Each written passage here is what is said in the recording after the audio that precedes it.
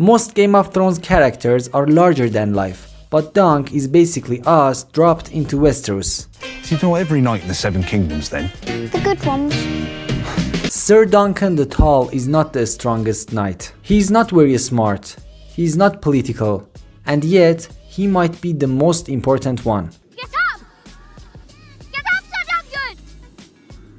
Get up, sir! He doesn't want power. He just wants to do the right thing. He fights because of something that happened when he was young, something he never forgot. Is Dunk a true knight or just a fool in armor? By the end of this video, you will see how his past, his trauma, and his friendship with Egg could change the entire history of Westeros. I'm Dr. J and welcome to my channel.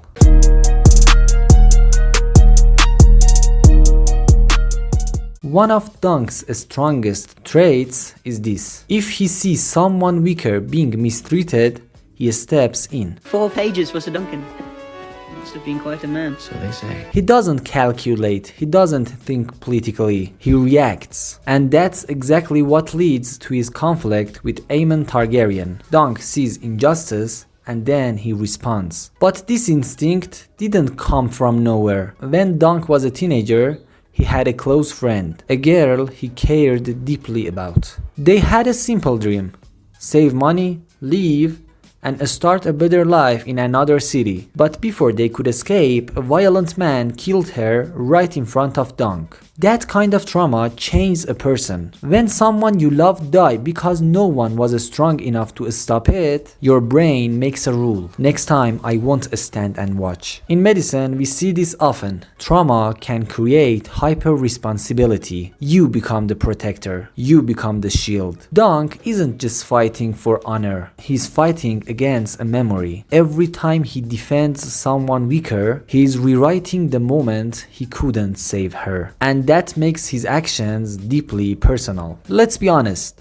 most Game of Thrones characters are larger than life. They are brilliant, very smart, strategic, and very cold.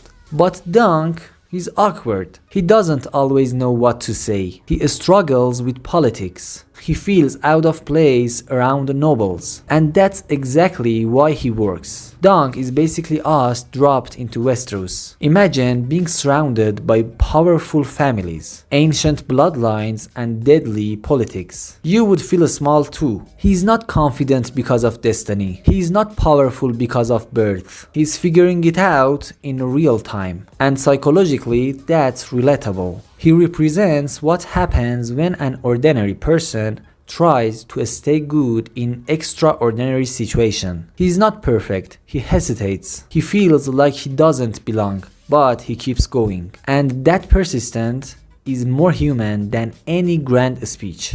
Dunk didn't grow up under a legendary hero. He wasn't trained by a famous general war. He didn't inherit a great house. He was raised by a very ordinary knight, a man who wasn't a best fighter, wasn't famous and wasn't powerful, but he tried to be decent, and that shaped Dunk. In a world that everyone is hungry for dominance and power, Dunk is hungry for something much simpler: to be honorable. From a psychological point of view, our first role models shape our moral compass. If you grow up around ambition, you learn ambition. If you grew up around cruelty, you normalize cruelty. Dunk grew up around basic goodness, not glory or strategy. Just doing the right thing. And in Westeros, that almost feels naive. But maybe it's not weakness, it's strength. Now let's talk about a relationship that changed everything. Dunk and Egg Targaryen. On the surface, it looks simple. A tall knight and a stubborn boy. But this is not just a friendship. This is history being built. Because the boy Dunk protects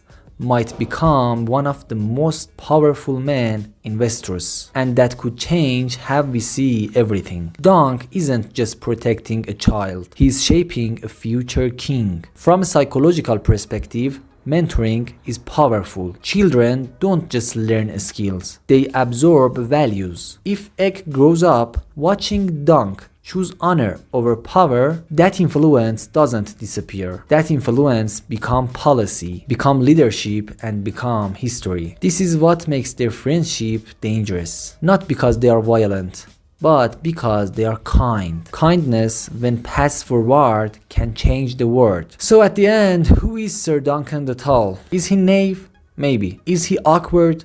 Definitely. Is he out of place in Westeros?